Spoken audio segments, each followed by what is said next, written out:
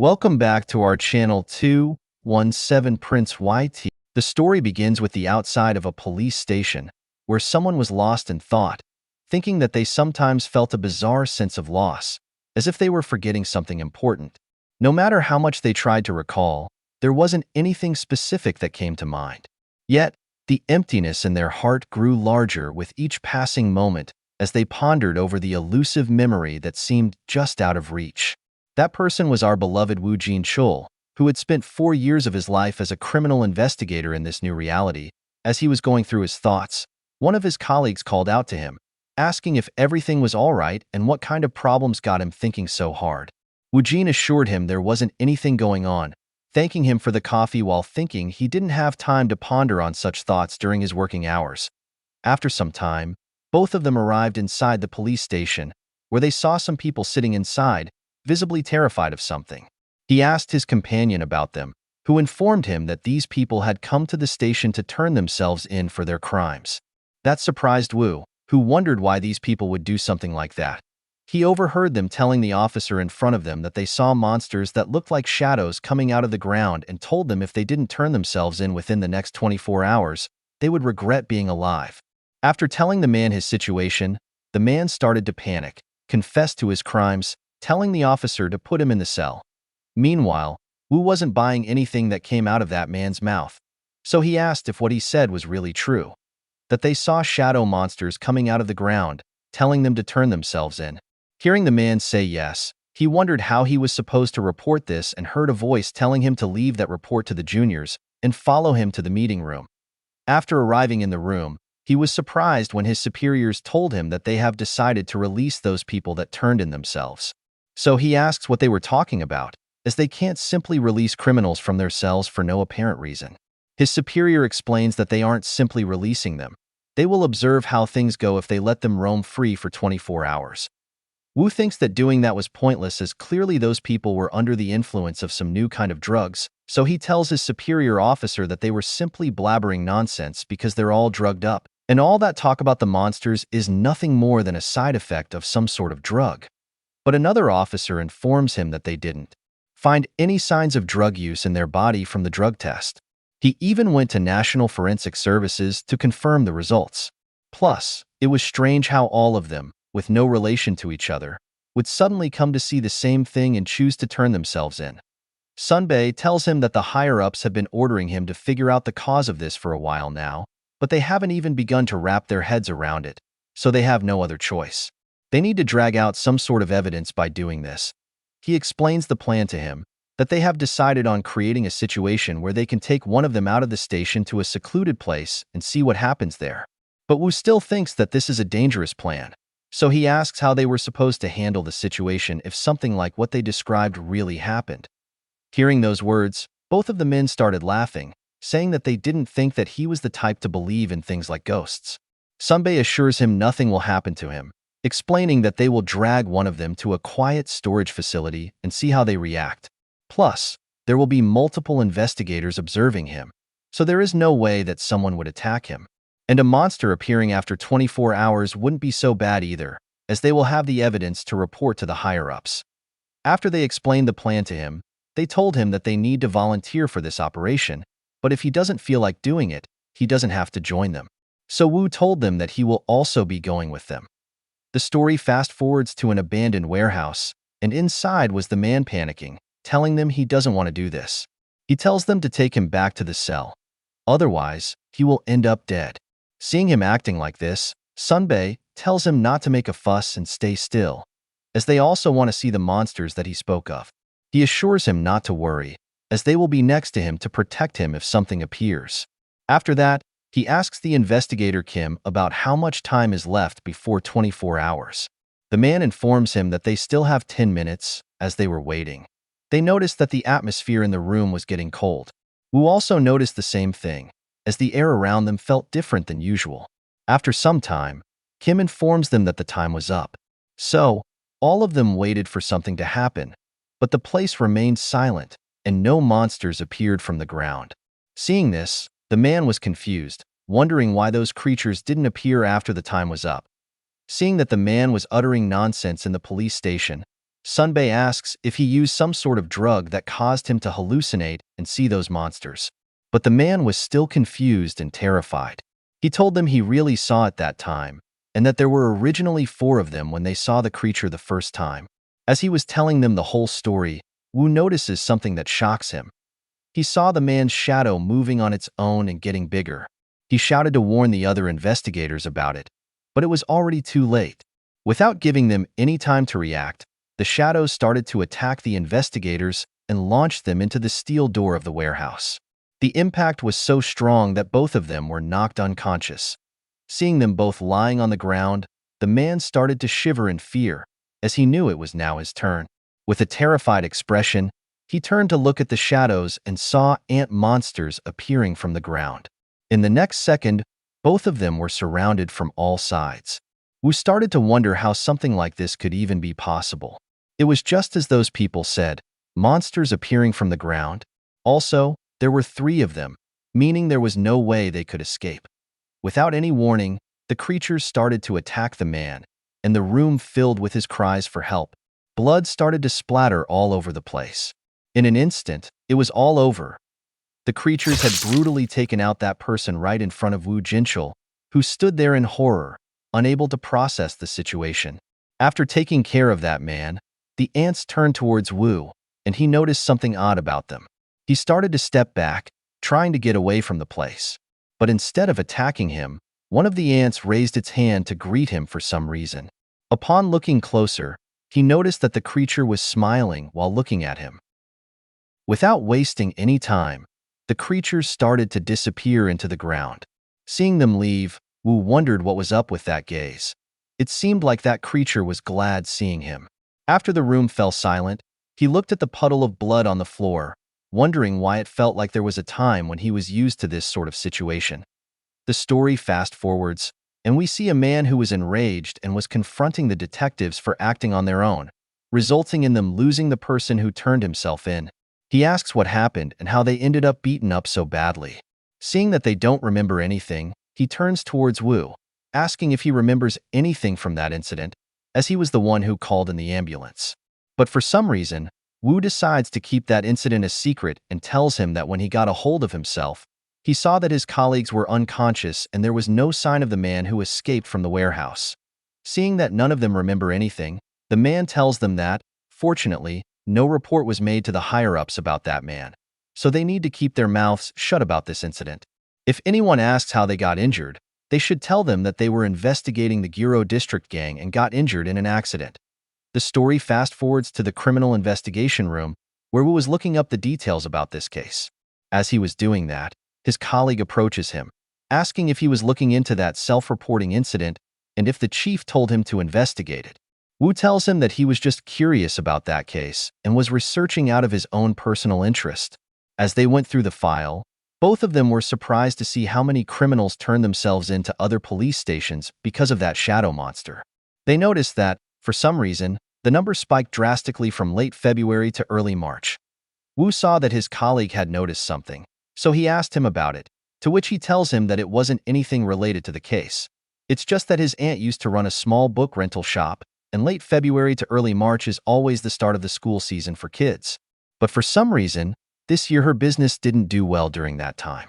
Hearing that, Woo started to think about something, and after thinking it over, he tells him he will keep that in mind just in case. The story shifts to a school, and we are introduced to a new character who was preparing to enter that school. The scene shifts to the principal's office, where he was informing a teacher about the arrival of a new transfer student in their school. He tells the man to keep an eye on this kid, as he is said to be a troublemaker. Looking at the student's details, the man sees that he is the son of a firefighter, and his mother is an ordinary housewife. His grades also look fine, so he tells the principal that he doesn't see any major issues with this kid. The principal tells him to read the grounds for dismissal. The man reads that the boy left his house for 2 years when he was just fresh into middle school and hears the principal asking if he would be able to handle this student.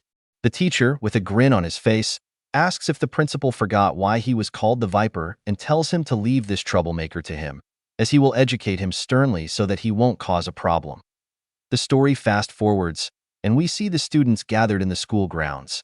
As they were waiting, they heard a man shouting, telling all of them to be silent. Hearing his voice, the whole place fell silent, and we see the same student standing in the crowd where the teacher, Park Sol, had spotted him. We see it was our hero, Jin Woo.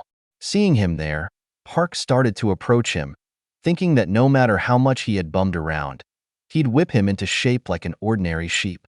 He noticed that he was wearing gloves, which were against their policy, so he decides to use this as an excuse to punish him and calls out to him, asking why he was wearing those gloves inside the school. Hearing his voice, our hero turns towards him, and seeing his face, the man's eyes filled with fear, as in front of him was no ordinary person but someone who looked more like a demon in human form.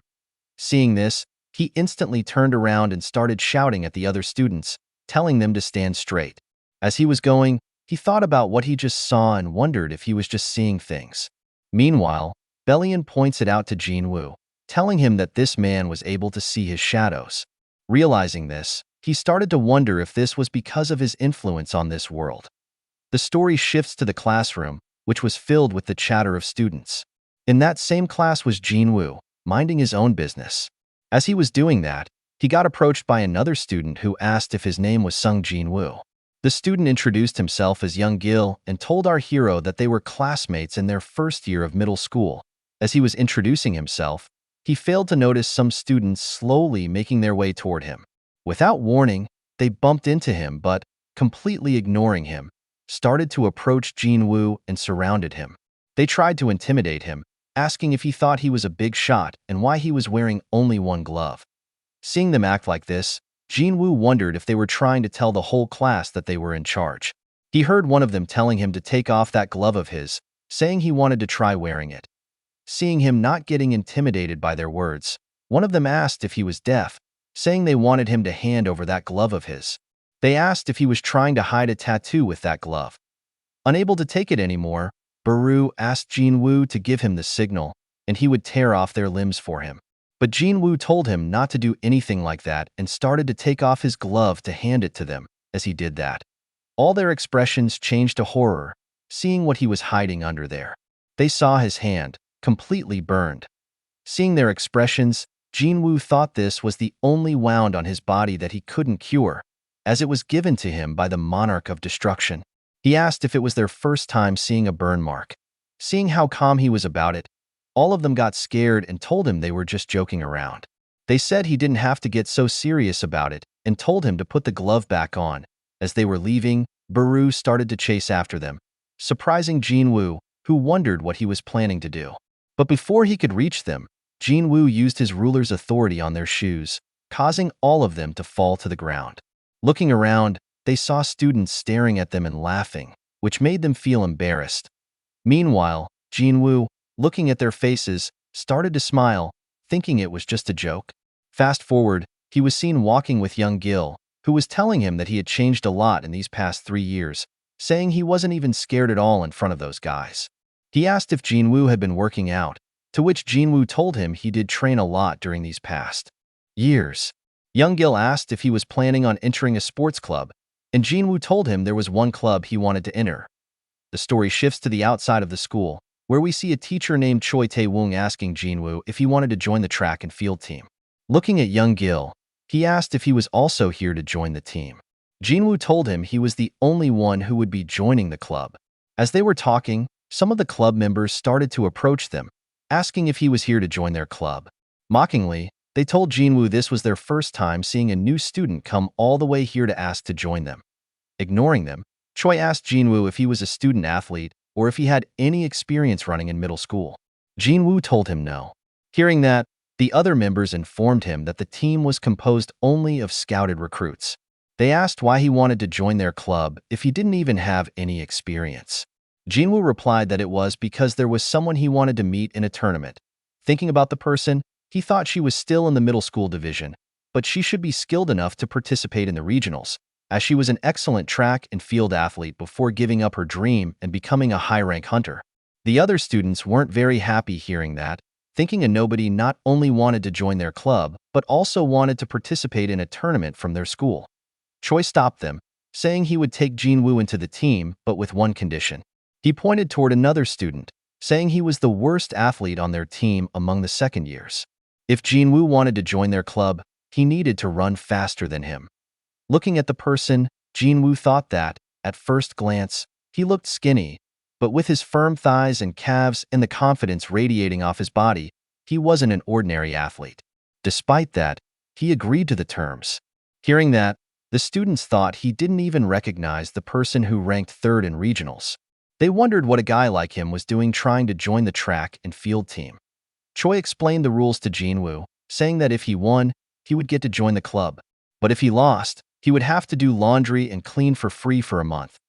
The story shifts to the faculty room, where a teacher was asking Park Sol if he was feeling better now, to which he told the teacher he was feeling much better now. He just needed to smoke. After some time, he was seen looking out the window, and as he looked at the students, he noticed something. He saw Jin Woo running ahead of all the students.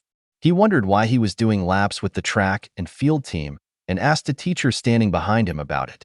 The teacher informed him that he was a new student who wanted to join the track and field team, but apparently, they weren't able to drive him out after the test because his skills were too good. Right now, all of them were running with him because they wanted to test his endurance. The teacher informed Park Sol that this was his 20th lap already, and it was getting tiring to just watch him, so he came up here. Hearing everything, Park Sol started to think that he had been underestimating him. He wasn't just a juvenile delinquent, and he decided to observe him for now. But as he was doing that, his expression started to change into terror, and he saw Jin Woo covered with some kind of shadow that was following him around the field. Seeing it, he thought it had to be a hallucination, as there was no way something like that could exist. But as he was in his thoughts, he saw Baru flying outside the window, and out of nowhere, he started to scream in his face, seeing a monster up so close. Park Sol started to scream and fainted. Seeing his condition, the teacher started to freak out, asking what happened. Outside the room, Igris was seen telling Baru, "That's why I told you not to do that," to which Baru replied, "Now they know that this person can see them." The story fast-forwards to the meat cafe, and we see Woo and his colleague enjoying a meal. He asks Woo why he is still investigating that case with the monsters and if he saw something that day. But Woo wasn't feeling like talking about that, so he asks, "What are you talking about?" But the man is insistent, so he tells him he is talking about that day when the guy who voluntarily surrendered went missing. Woo, remembering that incident, tells him he saw ant monsters appearing from the ground. He explains that even he's not sure what those things were, but they resembled ants. As they were discussing that, another person overhears their conversation and approaches Woo, asking if these ant monsters had the head of an ant but a humanoid body. Fast forward to the next day. We see the track and field team running laps around the ground.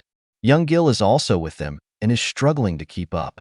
Looking at him sweating behind him, Jin Woo wonders why he'd follow him here if he was going to have this hard of a time. So he decides to help him and uses his ability, and young Gil feels a surge of energy in his body. He wonders what is going on, but ignoring it, he starts to sprint ahead of everyone. Meanwhile, Park Sol watches everything from a distance. The story shifts, and we see him telling Woo and his companion about the ant monsters that he saw with Jin Woo, but he stops as he is too drunk to think straight at that time.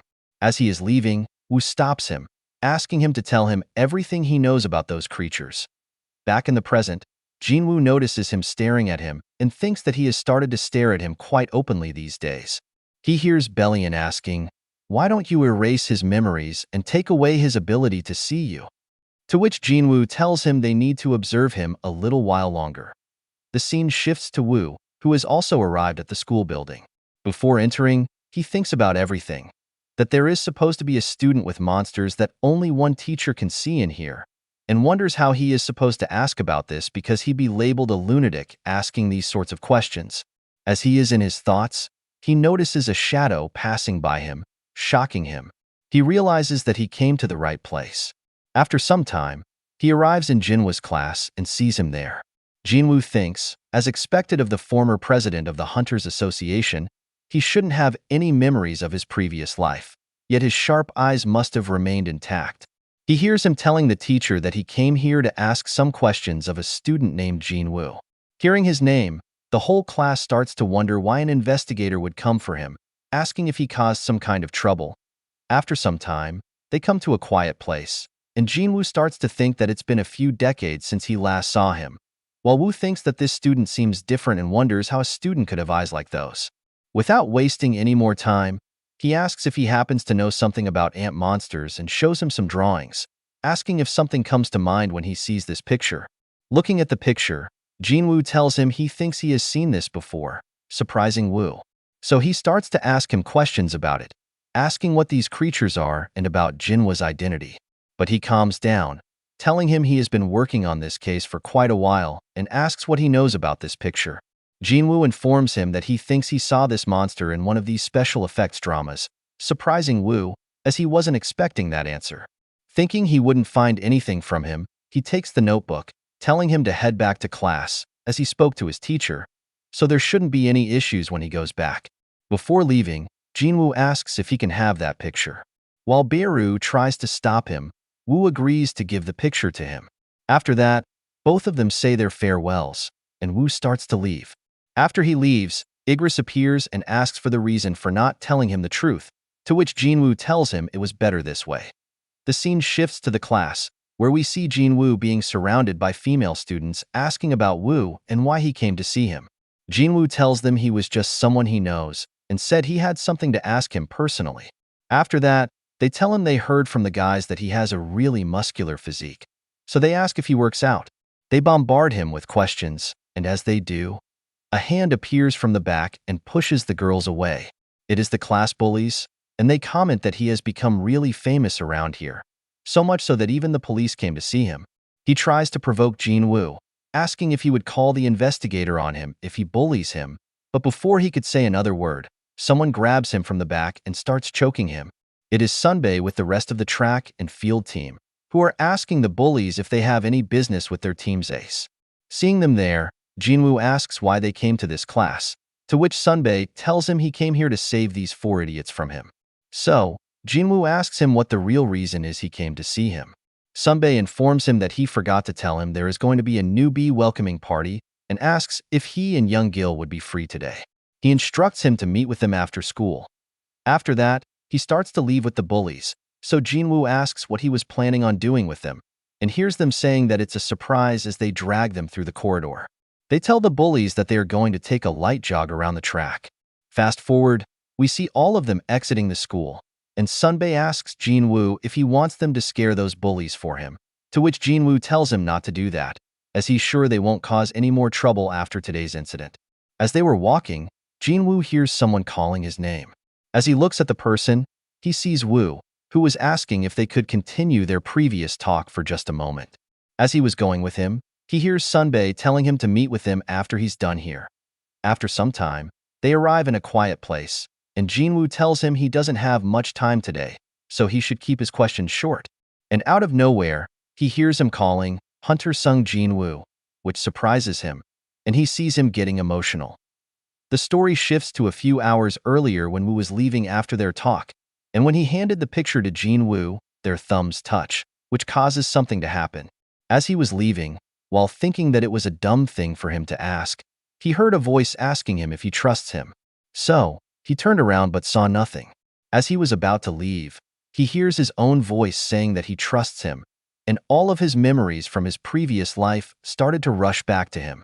He started to remember all the incidents and their conversations. Overwhelmed with everything, he falls to his knees. Those were memories that connected the past, present, and future visions of himself in the forgotten world, seen through the eyes of Hunter Sung Jin Woo and stories of the gate monsters, hunters, rulers, and monarchs. Remembering that, he wondered how such a thing could be. He recalls the day when Jin Woo told him he was going to fight against all the monarchs, all by himself. Back in the present, both of them were seen walking in the park, and Woo asks him for how long he has been fighting against those creatures in the gap between dimensions. While thinking that, according to the records, Hunter Jin Woo disappeared for 2 years, but problems of that sort aren't ones that can be solved in 2 years' time. He hears him saying that he spent 27 years in that space. So, he asks if he regrets anything, to which Jin Woo tells him no, as if given the same opportunity over and over again, he would make the same decision every single time. Hearing that, Woo comments that it looks like he's living quite the fun life now, and Jin Woo tells him he's satisfied with it, aside from the part where he has to constantly change his body because he can't age anymore. Hearing that, Wu realizes that he had obtained eternal youth and immortality. He asks if he has thought of what he'd like to do in the future and asks if he would consider joining their side. He tells him that recently all the felons visiting their offices are groaning out their complaints as those shadow monsters make it impossible for them to live, to which Jin Woo tells him, "If I become a police officer, that would mean that the other cops would have nothing to do." To which Wu tells him that's the kind of world they are trying to build, one where no one has to be afraid of criminals. Hearing his words, Jin Woo tells him he will think about his offer. After their conversation, he starts to leave while Wu tells him he will be waiting for his answer, to which Jin Woo tells him not to do that, as he has heard it's a crap ton of work for crap pay. And so, time passed, and with each passing day, the land flourished under the gentle embrace of peace, its beauty growing ever more profound, until one day, one April close to May, something suddenly happened. The scene shifts to a man who was sweating while calling someone on the phone. He informs the person on the other side that he is a traveler currently crossing through the desert. He was calling the emergency call center, and the lady on the other side asks if he got lost during his explorations or ran into any other problems. The man informs her that he didn't run into any problems, but wants to report something that he saw. The woman asks if this is something urgent that they have to dispatch emergency personnel to his location, and here's the man saying that he also doesn't know how to explain what's happening right now and says that he sees a lot of cracks as something is about to shatter and tells the person that it's the sky. He sees the sky crumbling. The story shifts to Igris and Jin Woo, who were studying in his house, and as they were doing that, Jin Woo senses something strange happening in the world. The story shifts to a cafe where we see one of the rulers who is greeting Jin Woo, and without wasting any time, Jin Woo asks if they are the ones responsible for what is happening in the world, and that scares him. So, he tells Jin Woo that it wasn't them, as he already knows this isn't the method of crossing that rulers used to cross between worlds. So, Jin Woo asks if he knows who it is that is trying to enter Earth.